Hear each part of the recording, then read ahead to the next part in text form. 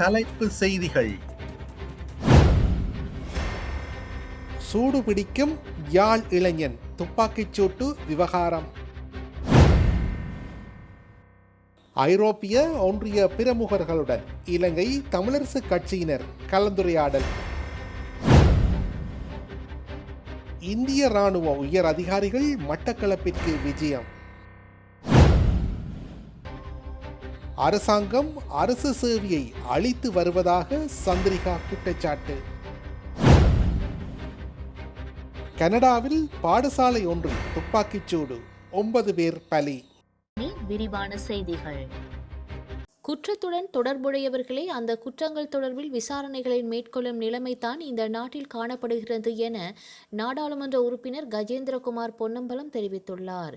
எல்லைப்பிட்டி பகுதிகளில் போலீசாரின் கட்டளையை மீறி சென்ற வாகனம் மீது மேற்கொள்ளப்பட்ட துப்பாக்கிச் சூட்டில் சிறுவன் ஒருவன் உயிரிழந்த சம்பவம் தொடர்பில் கருத்து தெரிவிக்கும் போதே அவர் இவ்வாறு தெரிவித்துள்ளார்.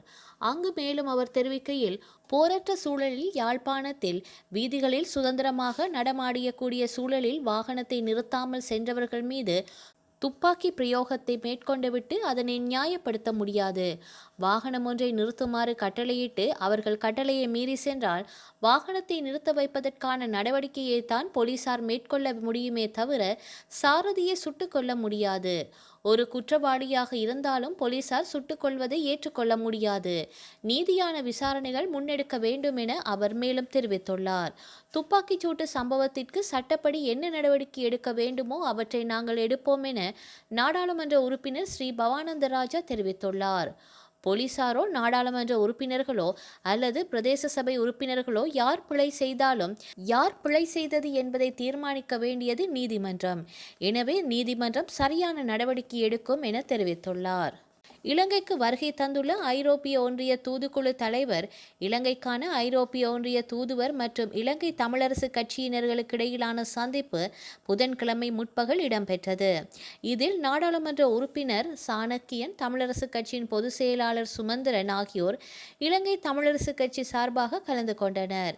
இந்த சந்திப்பின் போது பயங்கரவாத தடை சட்டம் நீக்குதல் மற்றும் அதற்கான புதிய சட்ட வரைவு, மாகாண சபை தேர்தலை விரைவாக நடத்துதல் உள்ளிட்ட பல முக்கிய அரசியல் மற்றும் சம உரிமை தொடர்பான விடயங்கள் குறித்து விரிவான மற்றும் பயனுள்ள கலந்துரையாடலாக அமைந்தது என சாணக்கியன் தெரிவித்துள்ளார்.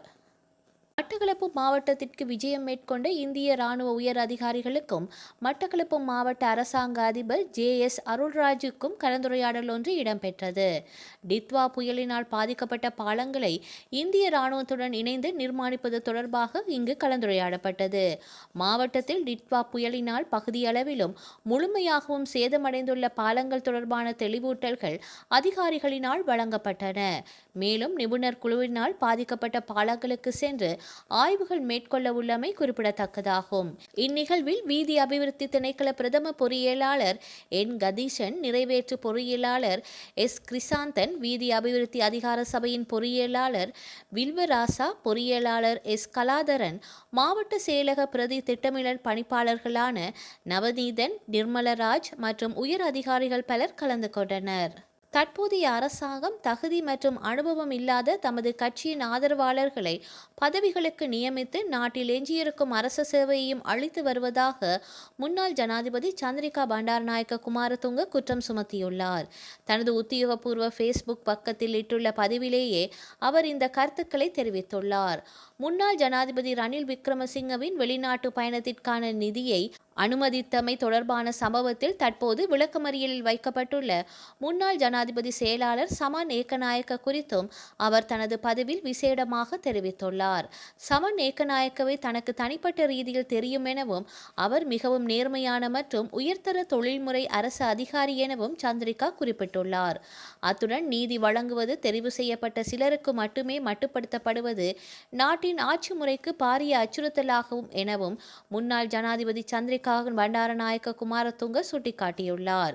இது குறித்து அவர் மேலும் குறிப்பிடுகையில், தொழில்முறை திறமையான மற்றும் நேர்மையான அரசு சேவை இல்லாமல் ஒரு அரசாங்கம் முன்னோக்கி செல்ல முடியாது. அரசியல் தலைவர்களுக்கு நிர்வாக அனுபவம் இல்லாவிட்டாலும் அவர்களிடம் அசைக்க முடியாத நேர்மை இருக்க வேண்டும். அத்துடன் நாட்டை ஆளும்போது தொழில்முறை அதிகாரிகள் மீது நம்பிக்கை வைக்க வேண்டும். எமது உன்னத தேசத்தை மீண்டும் எப்படி கட்டியெழுப்புவது என்பதை ஜனநாயக ரீதியில் தீர்மானிக்க வேண்டும் என தெரிவித்துள்ளார்.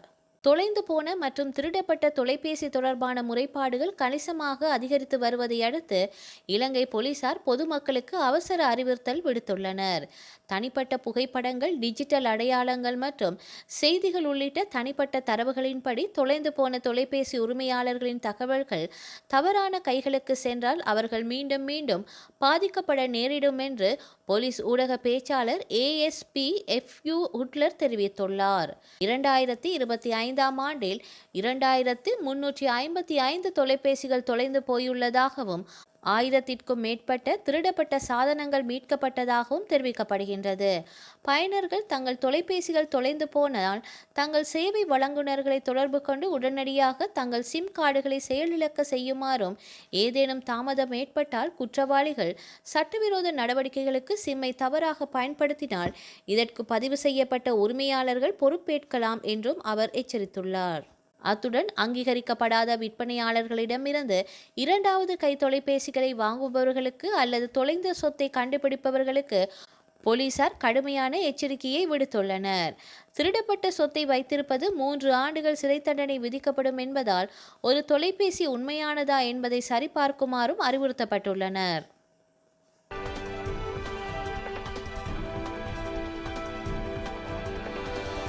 வங்காளதேசத்தில் பிப்ரவரி மாதம் 12ஆம் தேதி பொதுத் தேர்தல் நடைபெறும் என்று அறிவிக்கப்பட்டது. அதன்படி வங்கதேசத்தில் இன்று பொதுத் தேர்தல் நடைபெற உள்ளது. மேலும் அரசின் நிர்வாக அதிகாரங்களை கட்டுப்படுத்தும் ஜூலை சாசனம் என்ற சீர்திருத்த தொகுப்பு குறித்த பொது வாக்கெடுப்பும் நடக்க உள்ளது. 350 இடங்களை கொண்ட வங்கதேச பாராளுமன்றத்தில் 300 இடங்களுக்கு இன்று வாக்குப்பதிவு நடக்கின்றது. 50 இடங்கள் பெண்களுக்கு ஒதுக்கப்பட்டுள்ளது. இந்த ஒதுக்கப்பட்ட இடங்கள் தேர்வு செய்யப்பட்ட உறுப்பினர்களின் விகிதாசார முறையில் தேர்வு செய்யப்படும்.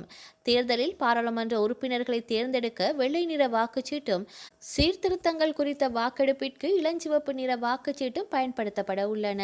இந்த தேர்தலில் தாரிக் ரஹ்மானின் வங்கதேச தேசியவாத கட்சி தலைமையில் 10 கட்சிகள் கூட்டணி அமைத்துள்ளன.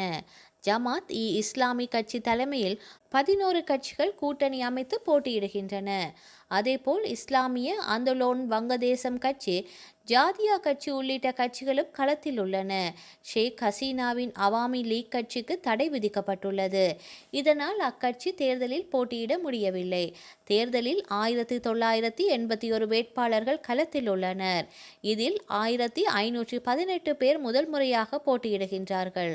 12.77 கோடி வாக்காளர்கள் உள்ளனர். இன்று காலை தொடங்கும் வாக்குப்பதிவு மாலை 4 மணிக்கு முடிவடைய உள்ளது. அதன்பின் வாக்கு எண்ணிக்கை ஆரம்பமாகும்.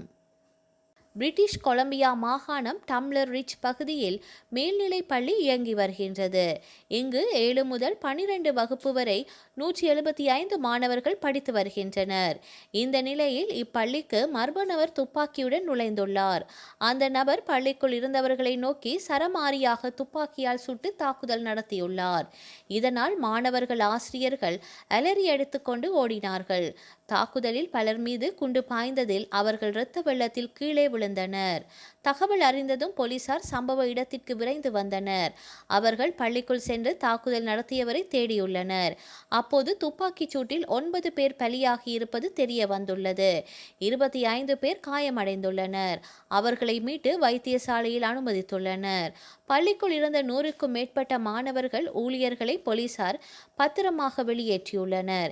இதற்கிடையே துப்பாக்கிச் சூடு நடத்திய நபர் இறந்து கிடந்துள்ளார். அவர் தன்னை தானே சுட்டு தற்கொலை செய்து கொண்டதாக போலீசார் தெரிவித்துள்ளனர். அந்த நபர் குறித்த விவரங்களை போலீசார் இதுவரை வெளியிடவில்லை. வரலாற்றில் இன்று